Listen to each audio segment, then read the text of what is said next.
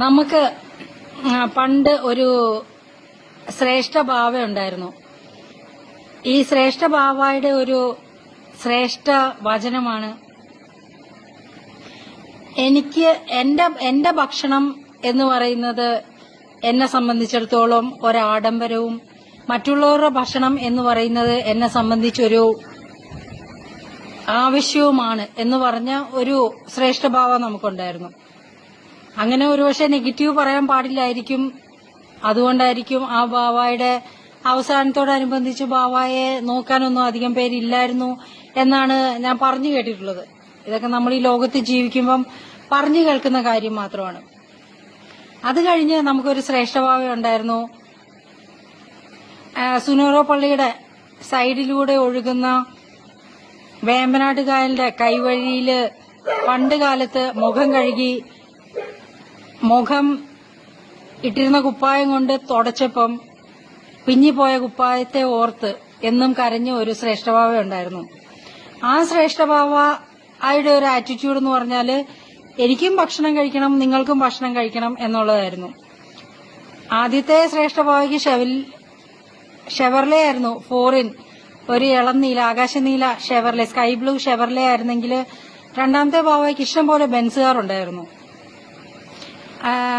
രണ്ടാമത്തെ ശ്രേഷ്ഠഭാവയുടെ ഒരു ആറ്റിറ്റ്യൂഡ് കൊണ്ടാന്ന് തോന്നുന്നു അവസാനം വരെ രാജകീയമായിട്ട് നോക്കാൻ ആളുമുണ്ടായിരുന്നു. പിന്നീട് നമുക്കൊരു ശ്രേഷ്ഠഭാവം വന്നു. പുള്ളിയുടെ ഒരു ആറ്റിറ്റ്യൂഡ് എന്ന് പറഞ്ഞാല് എന്റെ ഭക്ഷണം ഒരാവശ്യവും നിങ്ങളുടെയൊക്കെ ഒരു ആഡംബരവുമാണ് എന്നുള്ള രീതിയിലാണ്. അപ്പൊ ഈ ശ്രേഷ്ഠഭാവയുടെ ഒരു അവസാന കാലഘട്ടമൊക്കെ ആവുമ്പോഴത്തേനും അങ്ങേര് നല്ലതായിട്ട് ജീവിക്കുകയും ബാക്കി എല്ലാവരും ഇരിക്കുകയും ചെയ്യുമായിരിക്കും. അതുകൊണ്ടാണ് ആരും പുള്ളിയുടെ ഇഷ്ടക്കേടിന്റെ പുസ്തകത്തില് ഇടം നേടാൻ ആഗ്രഹിക്കാത്തത്. പുള്ളിയായിട്ട് എന്തെങ്കിലും ഉള്ളിത്തെറിച്ച ബന്ധമോ കൂടെ പഠിച്ച ബന്ധമോ ഒക്കെ ഉണ്ടെങ്കിൽ അവരെല്ലാവരും രക്ഷപ്പെട്ടു പോവുകയും ബാക്കി എല്ലാവരെയും പുള്ളി തന്നെ അടിച്ചൊതുക്കുകയും ചെയ്യുന്ന, അടിയല്ല മറ്റേ അടിയല്ല, പക മൂലം അടിച്ചൊതുക്കുകയും ചെയ്യുന്ന ഒരു സ്വഭാവമാണ് എന്ന് തോന്നുന്നു.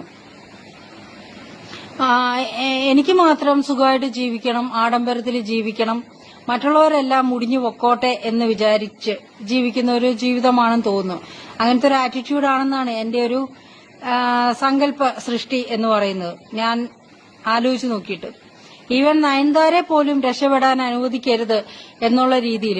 പക്ഷേ നയൻതാരെ ദൈവം അനുഗ്രഹിച്ച് ഒരുപക്ഷെ ഇദ്ദേഹത്തിന്റെ തന്നെ ഒരു അനുഗ്രഹം, മനസ്സ് സന്തോഷിച്ചത് കൊണ്ടുള്ള അങ്ങേരിൽ നിന്ന് യേശുക്രിസ്തുവിൽ നിന്ന് അറിയാതെ ശക്തി പുറപ്പെട്ടെന്ന് പറയുന്ന പോലെ ഇങ്ങേറെ തന്നെ മനസ്സ് സന്തോഷിച്ച് ഇങ്ങേറെ തന്നെ അനുഗ്രഹം മൂലമായിരിക്കാം. ഞാൻ ശക്തമായിട്ട് വിശ്വസിക്കുന്നു ഇങ്ങേറെ തന്നെ അനുഗ്രഹം കൊണ്ട് ദൈവാനുഗ്രഹം ഉണ്ടായി ഭയങ്കരമായ രീതിയിൽ അനുഗ്രഹം പ്രാപിച്ച ഒരു പെങ്കൊച്ചാണ് നയൻതാര എന്ന് പറയുന്നത്. നയൻതാര പോലും ഒരു പരിധി വിട്ട് 10,000-2,000 കോടി രൂപ ആസ്തിയാണ്. അപ്പൊ ജെറ്റ് വിമാനമൊക്കെ ആയിട്ട് അപ്പം അങ്ങനെ ആസ്തിയുള്ള ഒരു പെങ്കൊച്ച് അത് രക്ഷപ്പെട്ട് പോയി കഴിയുമ്പോൾ ഇദ്ദേഹം അവർക്ക് അനുകൂലമായി മാറും. അതങ്ങനെയാണ്. ചവിട്ടി താക്കാവുന്നത്രയും ചവിട്ടി താക്കാൻ വേണ്ടി ശ്രമിക്കും. പക്ഷേ ദൈവം അവർക്ക് അനുകൂലമാണ്. ഇദ്ദേഹത്തിന്റെ തന്നെ അനുഗ്രഹം അതിന് സപ്പോർട്ടാണെങ്കിൽ അവർ രക്ഷപ്പെട്ട് പോയി കഴിയുമ്പം പിന്നീട് അവർക്ക് അനുകൂലമായി തീരും. എല്ലാ പണക്കാർക്കും അനുകൂലമായി തീർന്ന ഒരു മനുഷ്യനാണ് മൂന്നാമത് വന്ന ശ്രേഷ്ഠഭാവ എന്ന് പറയുന്നത്.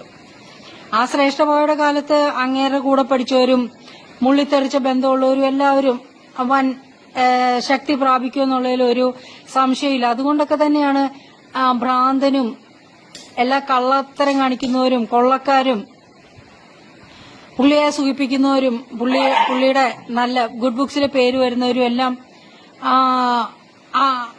അഭ്യുദയം പ്രാപിക്കും എന്നുള്ളതിൽ സംശയമൊന്നുമില്ല. അതുകൊണ്ടൊക്കെ തന്നെയാണ് ഭ്രാന്തനൊക്കെ പല്ലു വിളിച്ചു പിടിച്ചുകൊണ്ട് ഇപ്പോഴും അയാളുടെ മൂന്നാമത്തെ ഭാര്യ പെട്ടെന്നുള്ള രീതിയിൽ പല്ലു ഇളിച്ചു പിടിച്ചോണ്ട് വരാൻ ധൈര്യം കാണിക്കുന്നത് അതുകൊണ്ടാണ്. പൊങ്ങമ്പള്ളിയുടെ പ്രാന്തിയായ പൊങ്ങമ്പള്ളിയുടെ മാത്രം കണ്ടിട്ടുള്ള ഈ പ്രാന്തനൊക്കെ പിന്നെയും പല്ലു വിളിച്ചു പിടിച്ചുകൊണ്ട് ക്യാമറയുടെ ഒക്കെ മുമ്പിൽ വരാൻ ധൈര്യപ്പെടുന്നത് നമ്മുടെ ശ്രേഷ്ഠഭാവ പുള്ളിക്ക് ഇതുപോലുള്ള കൊള്ളക്കാർക്കും കള്ളന്മാർക്കും ഒക്കെ സപ്പോർട്ട് ഉള്ളതുകൊണ്ടാണ്. ശരിക്കും പറഞ്ഞാൽ അങ്ങനെയുള്ള കൊള്ളക്കാരെയും കള്ളന്മാരെയും ഈ പുള്ളിക്ക് തന്നെ കൊശല് കൂട്ടിക്കൊടുക്കുന്ന റൌഡികളും ഗുണ്ടകളും പ്രമാണിമാരും അങ്ങനെയുള്ള അപരാധങ്ങളെല്ലാം സപ്പോർട്ട് ചെയ്യാത്ത ഒരു ലെവലിലേക്ക് ഈ ഒരു സഭാ സ്ഥാപനങ്ങളൊക്കെ ഉയരണം എന്നാണ് എന്റെ ആഗ്രഹം. പക്ഷെ എത്രത്തോളം അതൊക്കെ ഈ പുള്ളിയുടെ ജീവകാലത്ത് സാധിക്കുമെന്നുള്ളത് സംശയമാണ്.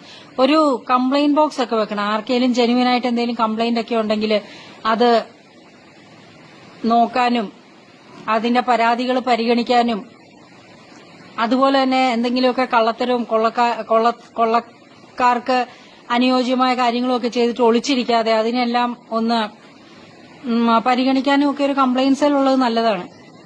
എത്ര കാലം ഇങ്ങനെ ഒളിച്ചിരിക്കും എന്നുള്ളതാണ്. ഇപ്പൊ ഭ്രാന്തിയുടെ പൊങ്ങമ്പല്ലിയായ ഭ്രാന്തിയുടെ കെട്ടിയവനായ ഭ്രാന്തൻ പല്ലു വിളിച്ചു പിടിച്ച് വന്നിട്ടുണ്ടെങ്കിൽ അതും എപ്പോഴത്തെ ഭരണത്തിന്റെ ആ ഒരു പോരായിക തന്നെയാണ്.